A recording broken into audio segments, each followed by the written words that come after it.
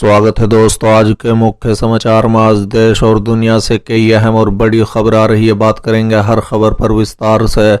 मुख्यमंत्री भूपेश बघेल ने भाजपा पर साधा निशाना, बोले भाजपा घड़ियाली आंसू बहा रही है। एक और बड़ी अपडेट, जानबूझकर न्यायपालिका से टकराव के लिए हमले किए जा रहे हैं। कांग्रेस अध्यक्ष खड़गे का बड़ा बयान। इसी के साथ अगली बड़ी खबर में आपको बताएंगे। हाथ से हाथ जोड़ो अभियान के लिए यूपी कांग्रेस तैयार, बिरजलाल खाबरी बोले बीजेपी का चिट्ठा खोलेंगे। इसी के साथ अगली बड़ी खबर में आपको बताएंगे।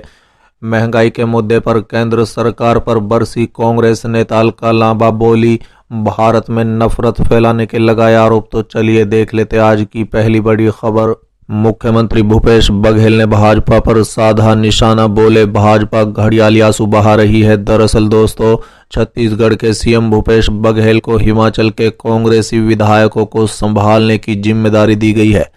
बता दें कि मुख्यमंत्री भूपेश बघेल ने एक बार फिर राज्यपाल, भाजपा और पूर्व मुख्यमंत्री रमन सिंह को घेरा है। उन्होंने कहा है कि भाजपा केवल 2-3 मुद्दों पर घड़ियाली आंसू बहाती है। हाल ही में पूर्व सीएम रमन सिंह ने अध्यादेश के मामले को लेकर ट्वीट किया था, जिसका जवाब देते हुए मुख्यमंत्री ने कहा कि इन लोगों की आदत है चीजों को तोड़ मरोड़ कर बताया जाए वो कोई और बिल है, ये कुछ और बिल है, ये विधानसभा से पारित बिल है। सीएम भूपेश बघेल ने आरक्षण संशोधन विधेयक पर राज्यपाल और भाजपा की भूमिका पर सवाल उठाए। उन्होंने कहा है कि जिस बिल पर कर्नाटक में हस्ताक्षर हो सकते हैं उसी बिल पर छत्तीसगढ़ में क्यों नहीं। बता दें कि जगदलपुर रवाना होने से पहले हेलीपैड में पत्रकारों से चर्चा करते हुए उन्होंने राज्यपाल के अधियोगों को लेकर कहा है कि जो आरक्षण है देश में लागू है, उनको हस्ताक्षर करने में क्यों तकलीफ हो रही है। जब आप कर्नाटक में कर सकते हैं तो यहाँ क्यों नहीं कर सकते। कर्नाटक के राज्यपाल का अलग दायित्व है और यहाँ के राज्यपाल का अलग दायित्व है। क्योंकि कर्नाटक में भारतीय जनता पार्टी की सरकार है, इसलिए हस्ताक्षर कर दिया गया। तो ये दोहरा चरित्र कैसे चलेगा। आरक्षण के मामले में भारतीय जनता पार्टी का दोहरा चरित्र उजागर हुआ है।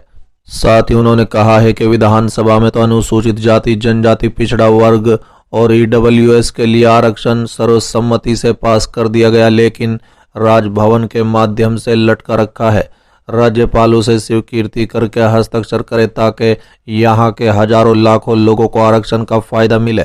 चलिए अगली खबर, जानबूझकर न्यायपालिका से टकराव के लिए हमले किए जा रहे हैं। कांग्रेस अध्यक्ष खड़गे का बड़ा बयान। दरअसल दोस्तों, कांग्रेस अध्यक्ष मल्लिकार्जुन खड़गे ने बुधवार को आरोप लगाया कि नरेंद्र मोदी सरकार में जानबूझकर न्यायपालिका से टकराव के लिए उस पर हमले किए जा रहे हैं, जिसके खिलाफ लोगों को खड़े होने की जरूरत है।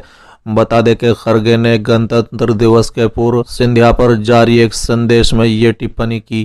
खड़गे की ये टिप्पणी तब भी हुई जब केंद्र कानून मंत्री किरेन रिजिजू ने सोमवार को 30,000 अदालत में आयोजित गणतंत्र दिवस समारोह में कहा था कि न्यायाधीश निर्वाचित नहीं होते हैं, इसलिए उन्हें सार्वजनिक जांच का सामना नहीं करना पड़ता है। साथ ही उन्होंने कहा था कि लेकिन लोग उन्हें देखते हैं और न्याय देने के तरीके से उनका आकलन करते हैं। कांग्रेस अध्यक्ष ने कहा है कि हमारा संविधान ही हमारे देश की आत्मा है। संविधान निर्माताओं ने न्याय, समानता, आजादी, परस्पर भाईचारा, धर्मनिरपेक्षता और समाजवाद की मूल भावनाओं को आधार बनाकर उसे देश के नागरिकों के सामने अवसर और सामान्य सुरक्षा प्रदान की। यही हमारे लोकतंत्र की नींव है। उन्होंने कहा है कि आज हमें सबसे ज्यादा जरूरत संविधान की इन्हीं बुनियादी सिद्धांतों को सुरक्षित करने की है, क्योंकि कुछ लोग हैं जिन्होंने भारतीय संविधान पर कभी यकीन नहीं किया, कभी इसका सम्मान नहीं किया। कांग्रेस अध्यक्ष ने दावा किया कि इन लोगों ने संविधान के विरुद्ध ही बात की और कार्य किए हैं। आज वही लोग हर एक संवैधानिक संस्था को कमजोर करने में जुटे हुए हैं, पिछले दरवाजे से चुनी हुई सरकारों को गिराते हैं, संस्थाओं का दुरुपयोग कर विपक्ष को डराते धमकाते हैं, झूठे मुकदमों में फंसाते हैं। उन्होंने ये आरोप भी लगाया कि ये लोग अपने अरबपति मित्रों को देश की संपत्ति बेचते हैं और उन्हीं की मदद से मीडिया को अपने चुंगल में करने की कोशिश कर रहे हैं, जिससे सरकार की सच्चाई लोगों के सामने उजागर न हो पाए। जानबूझकर न्यायपालिका से टकराव करने के लिए हमले करते हैं। विश्वविद्यालयों में छात्रों के बीच नफरत का बीज बोया जा रहा है। साथ ही खड़गे ने यह दावा भी किया है कि हर उस संस्था को जो स्वतंत्र रूप से संविधान के अनुरूप चल रहा था, उसमें अपने लोगों को बिठाकर उसे अपने वश में करने का षड्यंत्र जारी है। उन्होंने ये आरोप भी लगाया कि महंगाई, बेरोजगारी और आर्थिक समानता को आंकड़े मोदी सरकार की विफलताओं की कहानी स्पष्ट शब्दों में बयान कर रहे हैं। उन्होंने कहा है कि दलित, आदिवासी और पिछड़े समाज को कमजोर करने की सोची समझी साजिश चल रही है। गरीबों को उनके अधिकारों से वंचित किया जा रहा है। भाई को भाई से, एक धर्म के लोगों को दूसरे धर्म के लोगों से, एक जाति के लोगों को दूसरे जाति के लोगों से, एक समुदाय के लोगों को दूसरे समुदाय से लड़ाने का काम लगातार चल रहा है और प्रधानमंत्री और उनकी सरकार के भाषण, प्रचार और चुनाव के अलावा किसी बात से मतलब नहीं है। खरगे ने लोगों का आह्वान किया, आइए हम सब मिलकर अपने संविधान और संवैधानिक संस्थाओं को मजबूत बनाएं, न्यायपालिका पर हो रहे आक्रमण के विरोध में खड़े हों, गरीबों और वंचितों के अधिकारों को सुनिश्चित करें और भारत को एक सुनहरे भविष्य की ओर ले जाएं।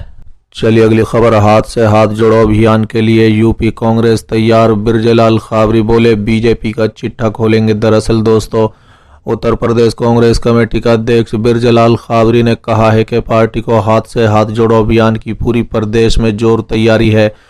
बूथ से लेकर प्रदेश स्तर तक का कार्यक्रम हमने पहले से ही तैयार कर रखा है। बता दें, गणतंत्र दिवस के अवसर पर हम इसे धरातल पर ले जाएंगे। उसके तहत सूबे के सभी लोगों तक हम लोग पार्टी के वरिष्ठ नेता राहुल गांधी का संदेश पहुंचाएंगे। इस दौरान बीजेपी की सरकार के 8 साल के कारनामों के बारे में भी जनता को बताया जाएगा। प्रदेश कांग्रेस अध्यक्ष ने कहा कि इस अभियान के तहत हर छोटे बड़े हर गांव में हमारे ब्लॉक कमेटी और पंचायत कमेटी के पदाधिकारी, कार्यकर्ता ग्रुप बनाकर जाएंगे। गांव में जाकर बीजेपी सरकार के 8 साल के कार्यकाल का चिट्ठा लोगों को बताएंगे। उसे हमने चार्जशीट नाम दिया है। राहुल गांधी का पत्र भी लोगों को बांटेंगे। खाबरी ने कहा है कि भले ही हाथ से हाथ जोड़ अभियान का बीजेपी को कोई फायदा नजर नहीं आ रहा है, लेकिन कांग्रेस को तो फायदा दिख रहा है।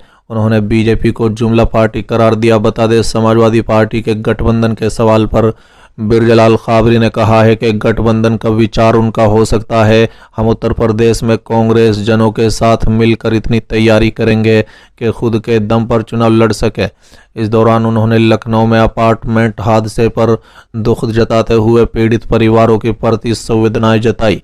उन्होंने इसे बिल्डर, सरकार और कार्यदायी संस्थाओं के गठजोड़ का नतीजा बताया। इसी मामले में सपा विधायक शाहिद मंजूर पर लग रहे आरोपों को लेकर उन्होंने कहा कि कोई भी हो, किसी भी दल का हो, जहां जनहानि जैसी स्थिति आती है तो जरूर कार्रवाई होनी चाहिए। इसमें किसी प्रकार की कोताही नहीं की जाए। चलिए अगली खबर। महंगाई के मुद्दे पर कांग्रेस सरकार पर बरसी कांग्रेस नेता अलका लांबा, भारत में नफरत फैलाने के लगाए आरोप। दरअसल दोस्तों, कांग्रेस नेता अलका लांबा ने भाजपा सरकार पर देश के युवाओं को रोजगार के कार्य प्राप्त अवसर नहीं देने और प्रत्येक परिवार को महंगाई और देश के असमानता और कर्ज की आग में झोंकने के आरोप लगाए।